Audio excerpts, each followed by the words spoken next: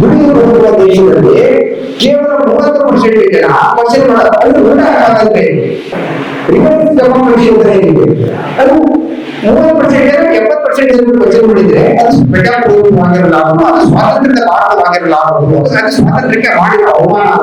ಹಾಗಾಗಿ ರೈತ ಸ್ವಾತಂತ್ರ್ಯಕ್ಕೆ ರೈತರಿಗೆ ಬೇಕಾದಂತ ವ್ಯವಸ್ಥೆ ಸೃಷ್ಟಿಯಾಗಬೇಕಾದರೆ ರೈತರು ಒಗ್ಗಟ್ಟಾಗಿ ನಿಲ್ಲಬೇಕು. ಕೆಲವು ತುಂಬಾ ಸೂಕ್ಷ್ಮವಾದ ರಾಜಕಾರಣಗಳನ್ನು ಅನುಭವಿಸಿದೆ ರೈತರ ಪರವಾಗಿ.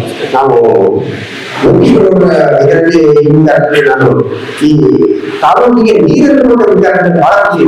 ಕಾರಣ ಏನಂದ್ರೆ ಕೃಷಿ ನೀರಿಂದ ಕೃಷಿ ಮಾಡೋಕ್ಕಾಗೋದಿಲ್ಲ. ಅವರು ಈ ಭಾಗದ ರೈತರಿಗೆ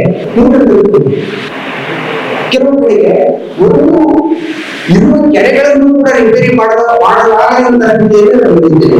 ಮತ್ತೆ ಇದ್ದಷ್ಟು ನೀರನ್ನ ರೈತರಿಗೆ ಕೊಡುವ ಸರ್ಕಾರಗಳನ್ನು ಕೆಲವು ಬಹಳ ಪ್ರಾಮಾಣಿಕವಾಗಿ ನಾವು ಕೆಲಸ ಮಾಡಿರುವುದು ಹೊಂದಿದೆ. ಆದ್ರೆ ಪರ್ಸೆಂಟೇಜ್ ಕಡಿಮೆ.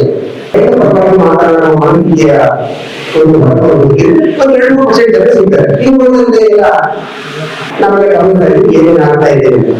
ಈಗ ನಾವು ಹೋರಾಟಕ್ಕೆ ಅಥವಾ ನಮ್ಮನ್ನು ನಾವು ತಿದ್ದಿಕೊಳ್ಳುವ ಕಾಲಕ್ಕೆ ಬಂದು ಮುಂದೆ ಹೊಸದನ್ನು ಸೃಷ್ಟಿ ಮಾಡೋದು ಸಾಧ್ಯವಾಗುತ್ತದೆ. ಹಾಗಾಗಿ ನಾವು ಹೊಸದನ್ನು ಸೃಷ್ಟಿ ಮಾಡಬೇಕು ಅಂದ್ರೆ ಹೊಸದರ ಕಡೆಗೆ ನಾವು ಸಾಗಬೇಕು.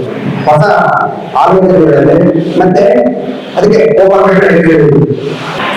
ಅಮೃತ ವಾಯುವಿನ ಹೊರಗಿದೆ ವಾರವಾರ ಎಡೆಯುವುದರ ಎಲ್ಲರೂ ಸೇರಿ ಮೂಲ ಬಗ್ಗೆ ಚಿಂತನೆ ಮಾತಾಡಬೇಕು. ಒಂದು ಹೊಸ ಆಲೋಚನೆಗಳು. ಈ ಆಲೋಚನೆಗಳಿಗೆ 25 ವರ್ಷಗಳು ಬೇಕಾಗಿದೆ. ಪುಸ್ತಕ ಮಾತಾಡ್ತಾರೆ 25 ವರ್ಷಗಳ ಹಿಂದೆ ನಾವು ಒಂದು ಆರಂಭ ಮಾಡಬೇಕು ಅಂದ್ರೆ ನಮ್ಗೆ ದಾರಿಗಳು ಕಾರಣ. ಆಗ ಹೊಸದು ಹೊಸದು ಈಗ ಔಷಧಿ ಕಂಡು ಕಟ್ಟಾಯಿತು. ನಮಗೆ ಯಾವ ರೀತಿ ಆ ಟೈಮಲ್ಲಿ ನಾನು ಕೂಡ ಇದರಲ್ಲಿ ಎಷ್ಟು ಕಷ್ಟ ಆಯ್ತು ಒಟ್ಟಾರೆ ರೈತ ಸಮುದಾಯಕ್ಕೆ ಅಂದ್ರೆ ಕೊರೋನಾ ಟೈಮ್ ಔಷಧಿ ಕಂಡುಹಿಡಿಯೋದಕ್ಕೆ ಎಷ್ಟು ಕಷ್ಟವಾಯಿತು, ಆವತ್ತು ನೀರಕ್ಕೆ ರುಚಿ ರೋಗಕ್ಕೆ ಔಷಧಿ ಕಂಡುಹಿಡಿಯೋದು ಅಷ್ಟೇ ಕಷ್ಟವಾಗಿದೆ. ಅದೇ ಟೈಮಲ್ಲಿ ಮಕ್ಕಳಲ್ಲಿ ಚನ್ನಪಟ್ಟಣದಲ್ಲಿ ಆಡಮಠದಲ್ಲಿ KR-ಪೇಟೆಯಲ್ಲಿ ಇಲ್ಲಿ ನೀರ ಮಾಡ್ತಾ ಇದ್ದಾರೆ. ಹೆಂಡ ಮಾಡ್ತಾ ಇದ್ದಾರೆ. ನೀರ ಮಾಡ್ತಾ ನೋಡ್ತಾ ಇದ್ರೆ ರೈತ ಮಾಡ್ಬೋದು ಯಾಕೆಂದ್ರೆ ಹೆಂಡ ಮಾಡ್ತಾ ಇದ್ದಾರೆ. ನೀರ ತೆಗೆದುಕೊಳ್ಳುವುದರಲ್ಲಿ ನೀರಾಗ ಹೆಂಡ ಅಲ್ಲ ನೀರ ಬರುತ್ತೆ ಅನ್ನೋ ಸಾಮಾನ್ಯ ಜ್ಞಾನದಿಂದ ಅಧಿಕಾರಿಗಳು ಅವತ್ತೆ ರೈತ ಸಮುದಾಯ ಒಗ್ಗಟ್ಟಾಗಿ ಅವ್ರನ್ನ ಉಳಿಸಿಕೊಳ್ಳೋ ಪ್ರಯತ್ನ ಮಾಡಿತು.